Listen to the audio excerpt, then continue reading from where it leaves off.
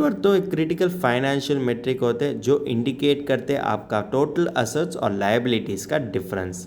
ये तो quick overview देते हैं आपका फाइनेंशियल स्टेटस और फाइनेंशियल हेल्थ के बारे में। या लेकिन नेटवर्क कैलकुलेट करना ज़्यादा आसानी लगती है अगर आपने आपका असेट्स, लायबिलिटीज़ और लिक्विड फैक्टर्स पर तरो एवेल्युएशन करते हैं तो। आज यह वीडियो में हम देखेंगे नेटवर्क क्यों इतना इम्पोर्टेंट चीज़ बनते हैं और नेटवर्क हम किसी तरीके से कैलकुलेट करना चाहिए और नेटवर्क कैलकुलेट करने से हम किसी तरीके से कॉमन कैलकुलेटिंग मिस्टेक्स को अवॉइड करना चाहिए।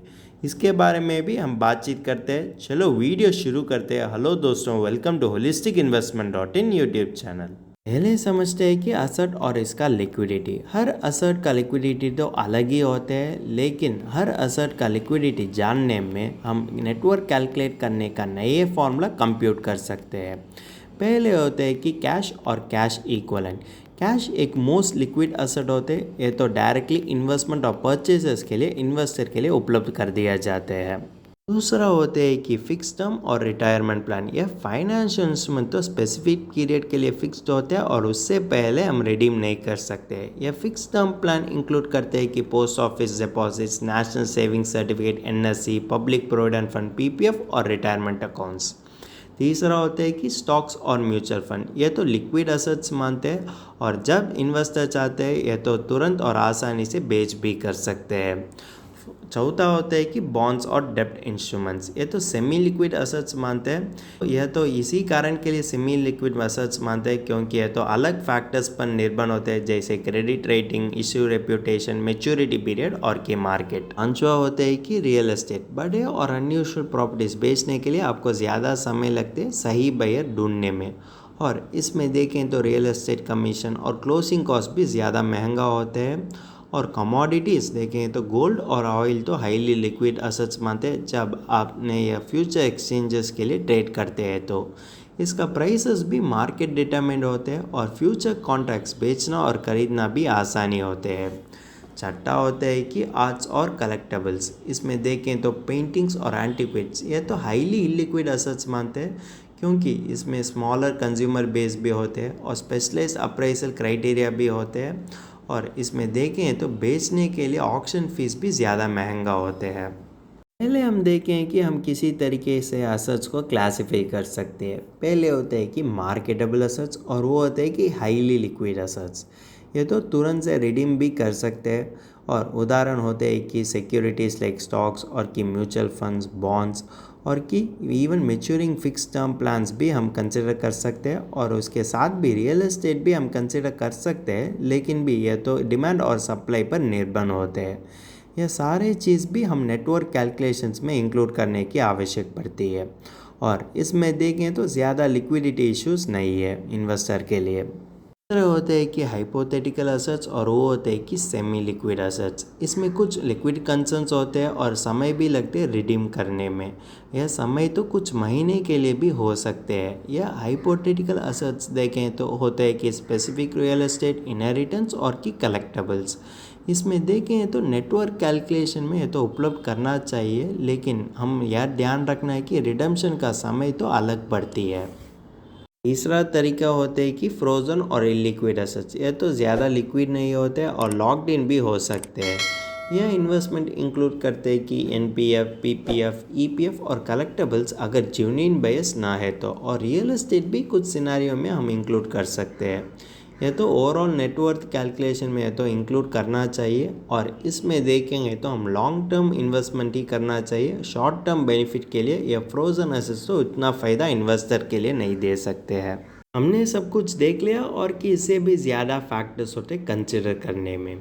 अगर देखें तो हमारा असेट्स भी ओवर पीरियड ऑफ टाइम तो बदलते ही रहते हैं, इसलिए हम असेट्स और लायबिलिटीज़ को डिफरेंट पर्सपेक्टिव से देखना चाहिए। असेट्स होते हैं कि अप्रिशिएटिंग और कि डिप्रिशिएटिंग असेट्स। जब आपने अप्रिशिएटिंग असेट्स को खरीद कर दिया जाता है उसका वैल्यू तो ओवर टाइम इंक्रीज हो जाते हैं। हो सकते हैं कि स्टॉक्स, रियल एस्टेट और बिजनेस। डिप्रिशिएटिंग असेट्स देखें तो over a period of time इसका वैल्यू तो डिक्रीज हो सकते हैं, और यह होते हैं कि कार, फर्नीचर और इलेक्ट्रॉनिक्स। नेटवर्क कैलकुलेट करने में अप्रिशिएटिंग असेट्स तो आपका नेटवर्क को एनहांस कर सकते हैं। एक उदाहरण देखें, अगर आपने एक रियल एस्टेट खरीद दिया जाते हैं 50 लाख्स के लिए, वही रियल एस्टेट तो अप्रिशिएट होते हैं 1 करोड़ के लिए over a period of years. वही हम कह सकते हैं कि 50 लाख्स इंक्रीज, और वही हम कह सकते हैं कि अप्रिशिएटिंग असेट्स का उदाहरण। वो दूसरे तरफ से देखेंगे तो डिप्रिशिएटिंग असेट्स, अगर आपने कार तो 10 लाख्स के लिए खरीद कर दिया जाते, 3 साल होने के बाद वही का 7 लाख्स होते हैं। इसके होते हैं कि यह तो 3 लाख डिक्रीज होते हैं, वही हम डिप्रिशिएटिंग असेट्स का उदाहरण देखेंगे। अब देखते थे तो हम ज़्यादा अप्रिशिएटिंग असेट्स में फोकस करने की आवश्यक पड़ती है अगर आपको नेटवर्क को एनहांस करने के बारे में सोचते हैं तो।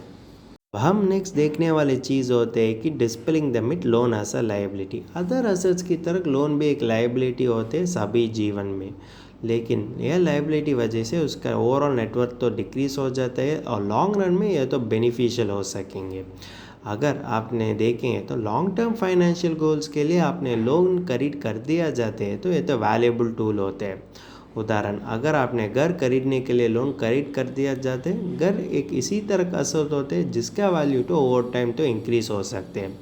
अगर एक स्टूडेंट ने हायर एजुकेशन के लिए लोन खरीद कर दिया जाते हैं तो उसका करियर एनहांसमेंट होता है और बेटर पेइंग अपॉर्चुनिटीज़ भी मिलते हैं।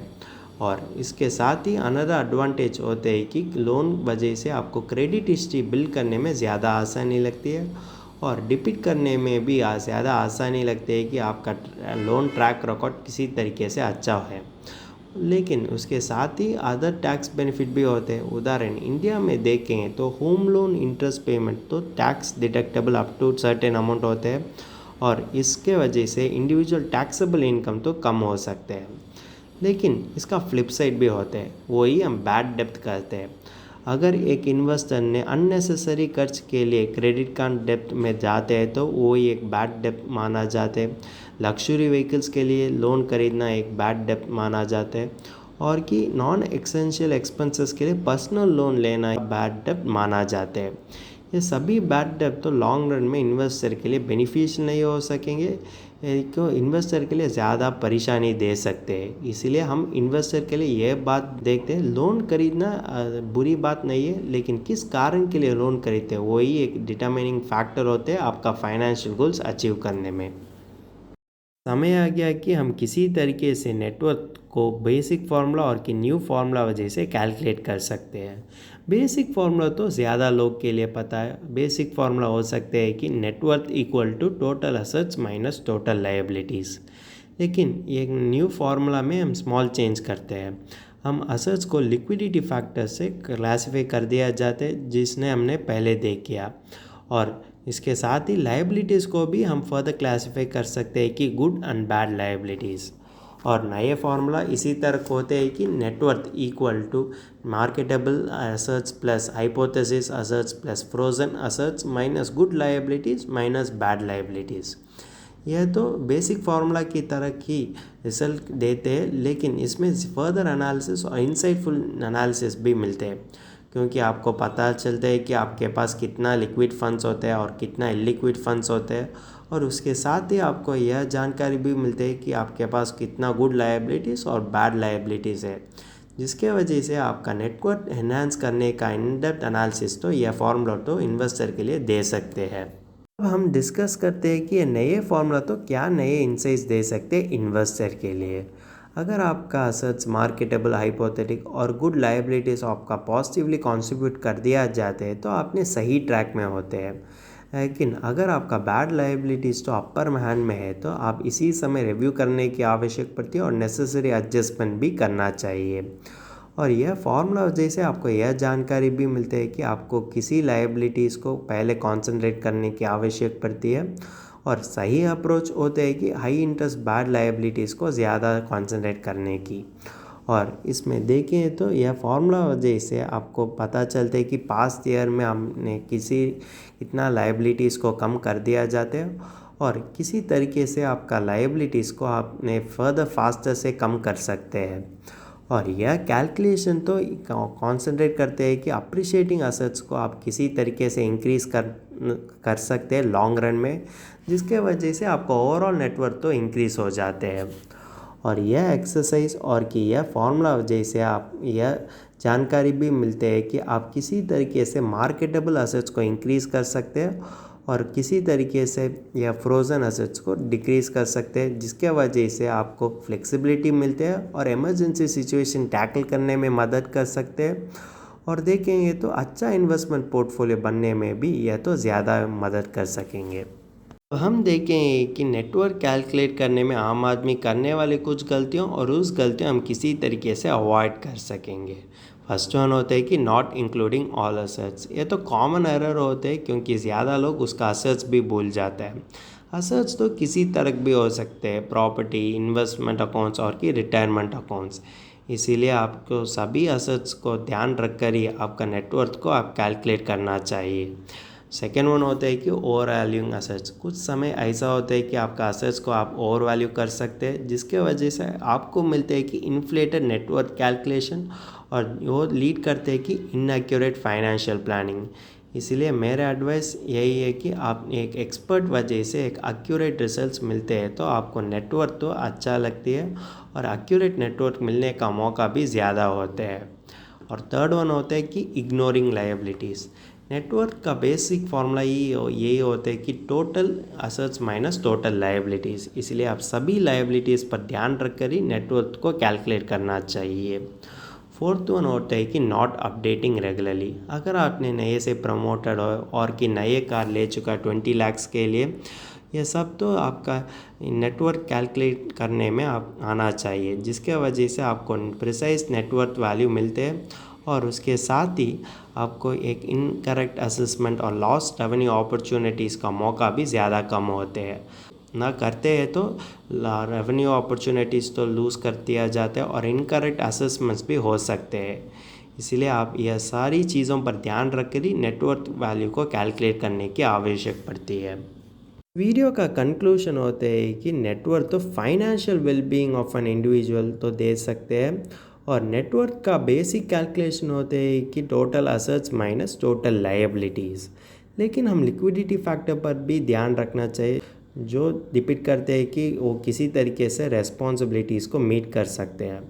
और लिक्विडिटी फैक्टर हमको यह जानकारी भी दे सकते हैं कि आपका डिफरेंट टाइप्स ऑफ असेट्स और इसका लिक्विडिटी तो किसी तरह होना चाहिए और किसी तरह है, और इसके वजह से आप एक अच्छा इन्फॉर्म डिसीजन ले सकते हैं।